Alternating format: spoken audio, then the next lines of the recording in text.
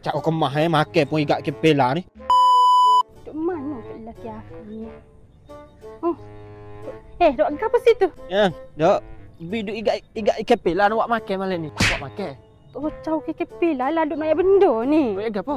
Duk gini, sayang ni duk scroll TikTok. Ha? Lepas tu, adalah tengok poster ni pasal nak buka kedai mah baru tu lah. Kedai Tak apa? tengok ke? Kedai apa nama kau? Kedai mah Seri Semata tu lah.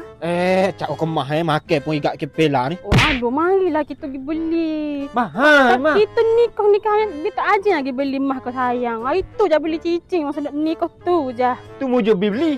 Oh, aduh, marilah kita pergi beli. Mahal. Murah, ada promosi. Bila promosinya? Tak 4 bulan pun Bukit Edio tu. 4 bulan 12 ni. 4 bulan 12 pun Bukit Edio ada promosi 2 hari sampai 5 bulan. Apa 5 je? Ni tidak. Ya kok? Tahu tu. Bi tahu. Maksudnya bi tengok tapi buat tak syakna. Mari kita pergi beli. Tak secara lah. Kau ikat mari. Halo. Tak boleh ya. Ai. Tak boleh. Ya. Mari. Ikat pila. Kita dule mah depan kedai mah. Apa kerah?